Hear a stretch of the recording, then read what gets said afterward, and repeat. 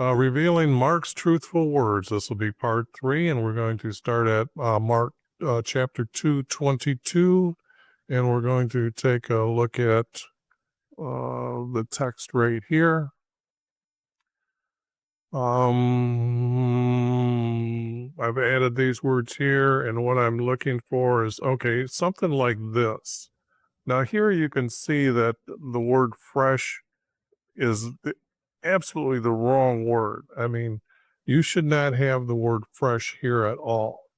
And let me show you the corruption that goes on in the text by showing you the screen over here. Now, this is a computer program which, if I click on the word here, it shows the Greek word here. And then down here, what's really neat about the New American Standard, of course, tells us it's used 3 times here, but it's actually used 37 times for new. And yet we know that when we're working with the wineskin, that the word should be new. That's the corruption. They're throwing in a word, and you've seen it, that they got it done it 3 times. So there's probably 3 times if I go search for verses that have fresh, we'd find the word new might be put in as well in other places. So if you are complaining about me not adding text or removing text, you might as well move on, because the bad guys are in control of the text. Read the 1611 preface. There's a video down below that explains that they were happy. The guys that translated the text were happy that the first emperor or king of Rome actually throughout our changed the calendar to what we have today. They also have Gregory as being divine. If you think Jesus is the only one divine, no, they got Gregory as divine. So, you go to theologian schools or you go to college and you hear they're going to try to trick you, but the damn word is divine, and it's with a capital D. They put it in there that way. Now, they weren't passing through. Jesus was not to harm anybody's wealth or food or anything. So with the people that he would have had following, because the story is going to be later about them asking about their eating here on a holy day. It has to be passing by, okay? So passing by is the correct word here. Grain fields, no, it has to be a wheat field, okay? Because down here they pick their heads of grain. Well, that's the grain field, but they picked their heads to eat. They were hungry. That's why they were doing this. They didn't pick them, and they were thinking that what they are doing is unlawful on a holy day. They were thinking that was work to clean the heads off of the chaff off the wheat, and then just eat the wheat seeds like a snack. So I've added those words, and when I have to look at again, here's another word, same. It's a question. When you read it, it is, why are they doing what is not unlawful in our holidays?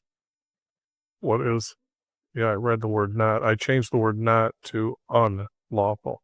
What is unlawful on our holidays?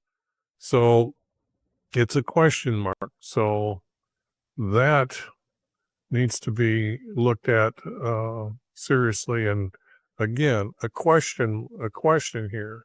Have you never read what David did? Now it has he here, but it's down here. It says he and his companions. What David did when all I did was move that word over here to mean they became hungry. And now this is incomplete, or this is wrong. It says how they entered, okay, the house. But the object is they did not go into the house. You go look at the story, and David was running from Saul. And what happened was not this high priest here. This is not the high priest, okay? You look the story up, and this is the high priest's name, okay? And he approached David, and then David asked him if he had anything to eat. So the thing here is or no, David asked him if he had anything to eat. Now you have to understand when you hear about Shiloh, and this is where the tent of meeting was supposed to be at. That's not correct. The Shiloh would be the city where the priests were, their families were at, and stuff like that, and probably inns and a market and stuff like that, for the fact that people were traveling from all over, and they would probably stay there, but they'd probably walk another half mile down the road to the tent of meeting. You got to understand, down there, they are ministering to atone for sins for our Creator. So this thing of when you're reading and it says, again, the tent of meeting was in Shiloh, the word in is wrong. It was by Shiloh. You wouldn't have had all this commotion going on. That wouldn't have been respectful of our Creator by his tent. So here, they've got the word house. Now, at David's time, it was a tent.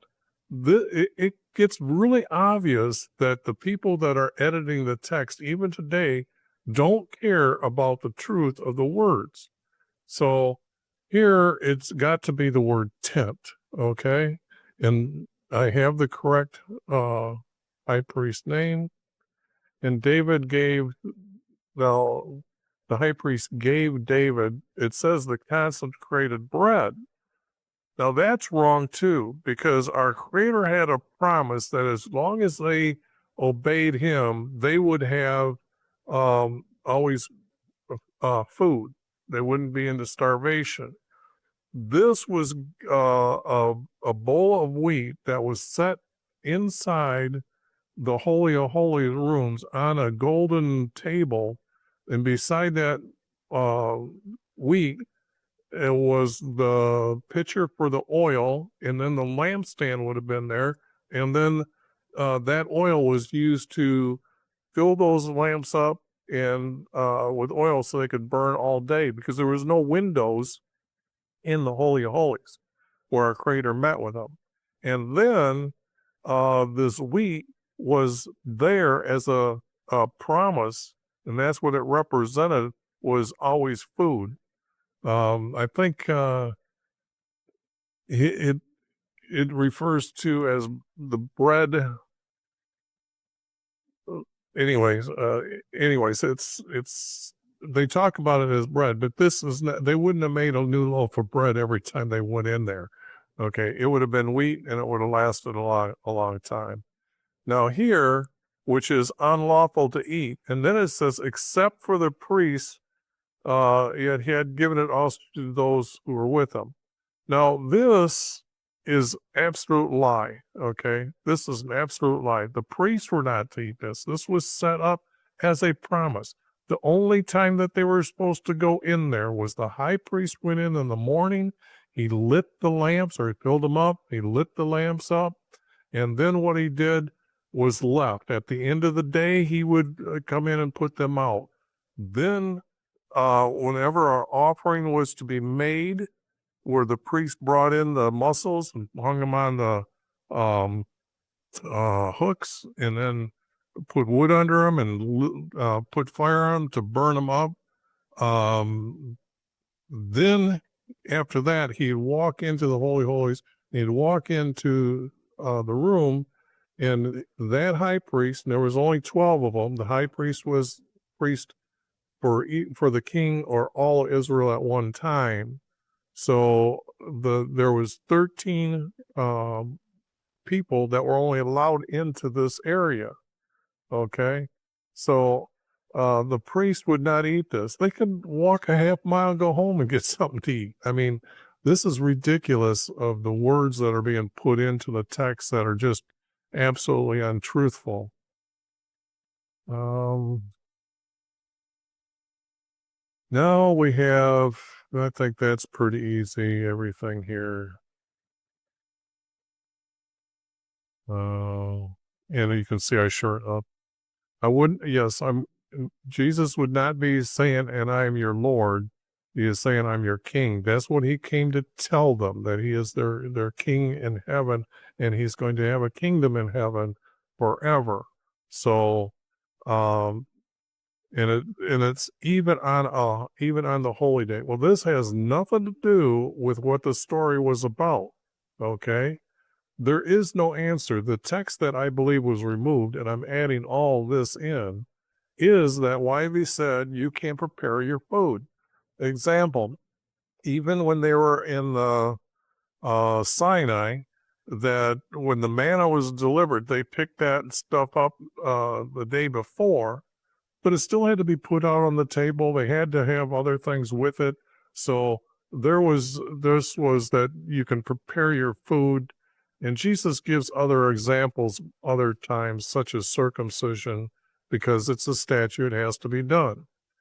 So I'm adding these words in, and yes, because this answers the question. Otherwise, if you read this and you got this at the end, it doesn't make any sense.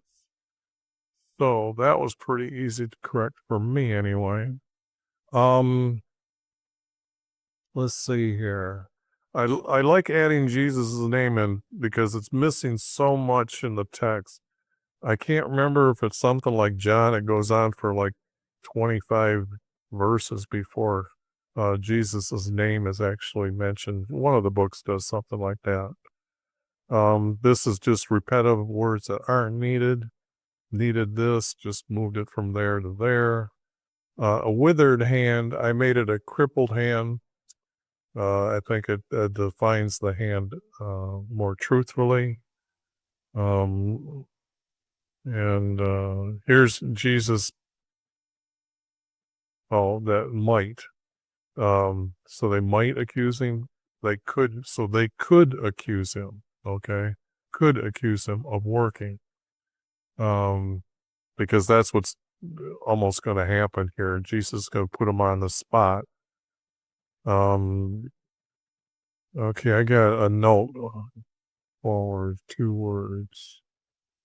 To agree. Oh, in the text under this verse here, let me show you something here. Oh, and I've got to find it here. But it's 3. Oh, it should show up here. Forward. Now, whoops. I don't know how come it's not showing up here.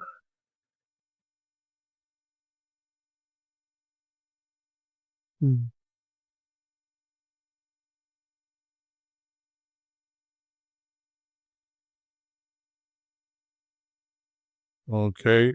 Let me see.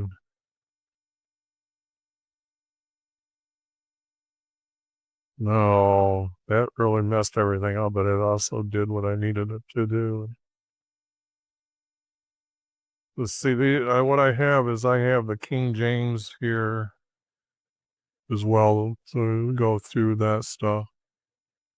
So I have these two things that help me uh, to search out and kind of give me the best information without turning to some secular dictionary to figure out things. So here, then this one needs to be down here. Yeah, just okay. So now when I click on the word forward, see how it's one word and yet down here, but all of a sudden if I click on this, notice it still has one word over here. So actually there should have been 2 words put into the text. Okay. And what they've done is put in one and just put replaced it with these two Greek words with one word. Now, that happens from time to time. It doesn't happen a lot, but I found it, I would say, in the four Gospels, maybe about 4 or 5 times. And I've really searched the four Gospels. So that just should let you know that it does happen from time to time. So it's just maybe this is what they're adding the word come today for, but it's come to me, and the word forward is not needed. Let's see, they need. I just want to take a look again at the other word here. No. But the object is, it's, he said to that male, come to me. Now, this being this color of a word means that that's an added word by the New American Standard for this year. The next year's text, or next time you see them putting new copyrights, they make this word as like it's been there forever, and then they can add more text into it, and they put it in as italic. So it makes you, they don't let you know how many words they've really added over time. They really aren't honest with the text. Somebody should shake them up and ask them the question, because they keep their names hidden from you. He asked them again because it's a question mark. And I didn't need to put do good, do or no harm, or then save a life or kill a life. To do good or save a life. That's the intent of what Jesus is talking about.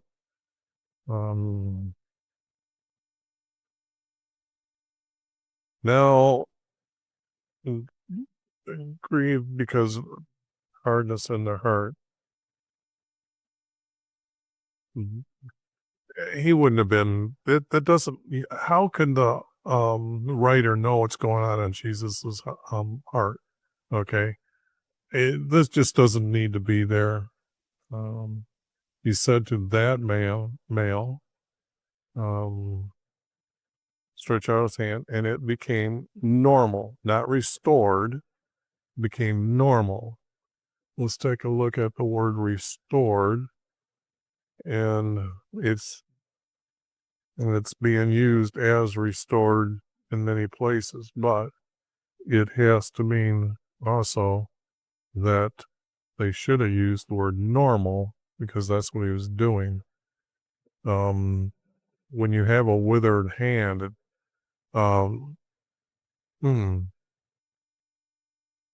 as the word was withered up here, crippled, because when you have arthritis setting into your hand does become not normal looking. So I'm thinking here, did I do the right thing by putting the word crippled hand here and use the word normal here?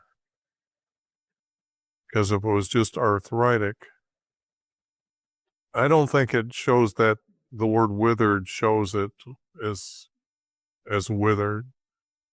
I'm going to stick with crippled and normal. I think those are better used words here. Now it comes to the word Pharisees. In the description below, there is a video explaining what truly is a Pharisee. If you really want to take a look at the text and say that, gee whiz, I want to talk about these words meaning these words, or what do these words actually mean when you come across something like this, you can take every verse I did from the four Gospels for Pharisees. And it was funny because you look up the Hebrew or the concordance or what it says it is. It says it like it's these guys are offshoot sect of the major religion, okay? And they don't have a religion, though. The thing here is they lived knowing our Creator exists because their forefathers told them. Their story was that our Creator talks, speaks to man, okay?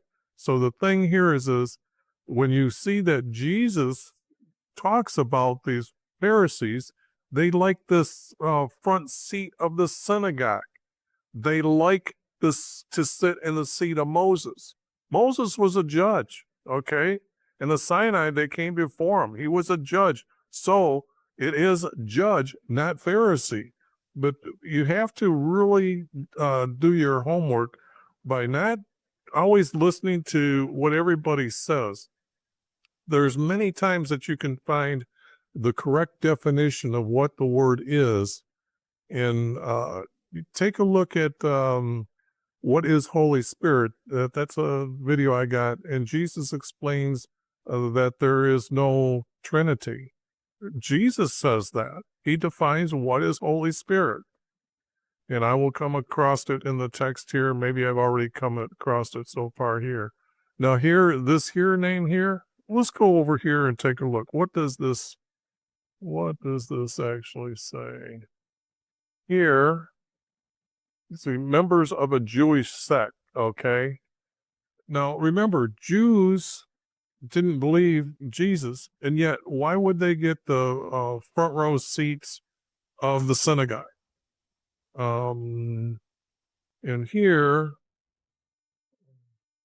oh, these guys are from Herod. Okay, this is just not true. I mean, you've got a governor. What does he have? Fans, and you're giving him a name? Well, no.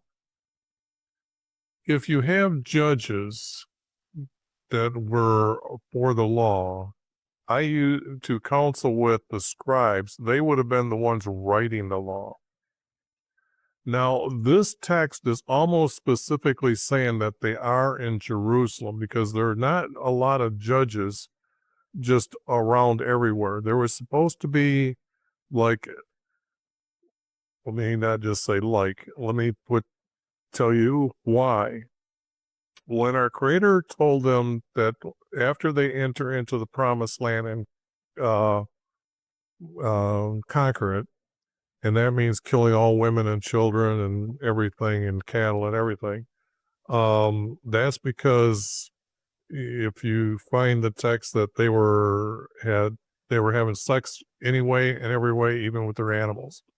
Okay, so that's why the land was defiled, and he cleaned it up. And I know people say, well, why did he kill children? Well, that's what he told them to do. Are you going to disobey our Creator? Are you going to challenge him? But the object is when they got done doing that, the first thing we're supposed to do was designate a city, and it was called a refuge city. And what happened is they were supposed to act like a court, okay? So just like the United States, each state has its own court. This is the same thing, and this is where we get it from, is our Creator telling them they need a refuge city as a place for any problems or anything that happens. Example, if there was a murder, okay, was it an accident or was it a murder? Now you have to understand there is a commandment that says, thou shalt not kill. But the thing here is the word willingly is missing from there. You cannot kill willingly. There is where it happens that they're killed by accident. Okay. But the object is this person was supposed to go to the refuge city and say, I want to be presented to the court because it was an accident. If it was an accident, they investigated it, and then they would take the person back to his property, or back to his people, tell them they've investigated, and it was an accident. Then he can go and ask our Creator for an atonement for killing a person. Not murdering willingly is the only way you can be forgiven. Okay, it was by accident. All right. Now they also had what's known as a manslayer. designated from the family who was supposed to kill that person, that if he had killed him willingly, was to kill him. Okay? So there was laws set up, and this is what's talking about when I'm saying that how many of these were left around there, the area, when the Romans were ruling. So when we're trying to place where these judges or where this was talked about or this took place, I have a hard time locating this verse when I was putting all the text together as one book. So it'll be I will be talking about it again later, but I just wanted you to know what's more specifically of why those words were changed to what they were changed. I guess I was trying to make sure that you understood it was scribes that I changed it to. Also with the scribes, because these are actually the bad guys. Okay, these are the Jews. Okay, at least the ones that were in power were. Okay, but they didn't go to the sea. They went to Lake Galilee. Okay, now they call Galilee here, and that was the area of the land. I better go here and show that. Where am I at here? Okay.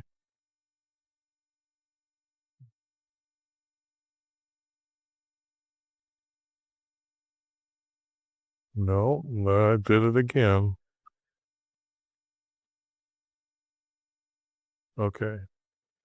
Here's what we know is that it was divided up into 3 areas by the Romans. The first time they came down when they were setting it up, it was all one. But when Herod, the first one, who I've named Gerod, Gerod, Gerod, yeah, Gerod, just changing the first letter of the word or the name, he went and killed all those children. Well, I'm sure that upset everybody here. So the object is that is most likely why the reason that these were set up. I have no other evidence to claim that what I'm saying is true, except for the story I just told you. This is what they're trying to tell the text is Galilee, okay? They had the word, I can't even pronounce it, start with an I. Well, it's actually Jordan today, so I left it Jordan. I just spelled it a little bit different. Down here, this is known as Judee, and I named it Judah because actually this line right here is the dividing of the 2 kingdoms by our Creator. This here used to be the kingdom of, or the nation of Israel, and this was the nation of Judah. So that is how I see things, and so when I'm correcting things, oh, here, we even have that word here. Hey, there's that crazy word. Idiom, idum, idum, idomy? Anyways, so I've changed it to Israel, changed Judee to Judah. Whoops, I guess we'll start here, here, and here. All these I changed to the following names, okay? Now, here when it has words in your text in the Bible, these mean that out of all the pieces of manuscripts that they found some text that had this in it and not in the other. So they add it this way, and this is what they say is what is how they define why these words are here. It wouldn't have been beyond the Jordan, it would have been east, but the object is don't need any of these words. I've got this over here. It's already mentioned. It is what it's trying to do is tell you the location of this in this book, what that is. And that's on the east side of the Jordan. So that's now you know by me just saying it, you understand where it's at. Now, the vicinity of Tyre and Sidon. Now, these are in Lebanon, I believe. Jesus never went there, never went to Egypt, or our Creator lied. Okay, there is text in the Hebrew side that says he will walk the land of Israel and he will fulfill every command I have given, which means he had to be in Jerusalem every year since his birth to go to Jerusalem for the Passover. So at any time you think that he was down in Egypt for a while, or he's over in India or over this new place, that's all just made up crap. They don't respect our Creator's words in other places to say what's true or not. So these people over here, great multitude, they wouldn't have worried about anything. They knew that this was going on. In fact, they aren't even in power anymore. Okay, and the people that are actually now there on the land of Israel came from other places because they were sent into captivity and scattered, and only a remnant of the people, that would have been the elderly, the cripple, and the sick, would have been left behind. Okay, so this is only like 200 years, 250 years later that we have Rome showing up as being now the new nation over this land. Now, he told his disciples that a boat should wait ready for him and them. Stand ready or wait. I added the word wait. Ready for him because of the multitude, in order that they might not crowd him. Jesus would not use the word might. He would not use the word maybe. He would not use the word luck. He would not use the word fortune. Everything is dictated by our Creator. So there's no karma. There's none of that. Okay. So let me see the time here. Okay. Now, I'm just removing this verse completely because I don't think it just seems it would have been read out of place that all of a sudden, look, what I have found out by putting all the books together, that there was actually only one writing, or not one writing, but there was many people had put stories together, and they did it in order, not this half crap that you see or read. Did you know that supposedly 3 of these gospels or 4 of them are all written by the disciples, yet 3 of them wrote the list of disciples, and actually there's one guy that wrote that there's 13.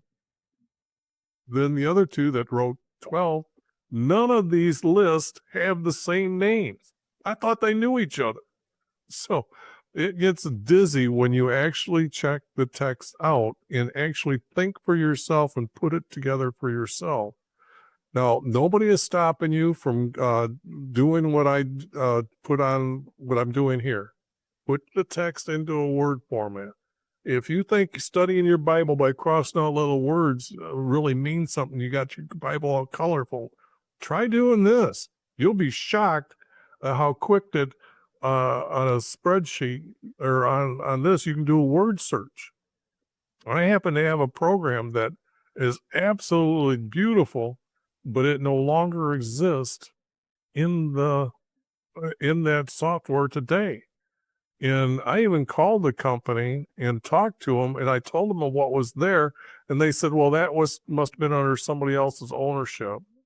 So I know that this stuff only works with Windows XP or earlier, because I think I bought it in late 80s was the first time I bought it. I think I bought it again in 95 because I think that's the copyright date on the stuff that I've got today. But back then it was the first Bible program software that you could buy. Okay. And literally, it was on discs first, those little square discs, 3.5 inch. And then it finally come out on CD, and it was I think I had the first 2-by CD reader in a notebook. I think Toshiba did that. But anyway, little computer history there, and that program. But it does not exist anymore.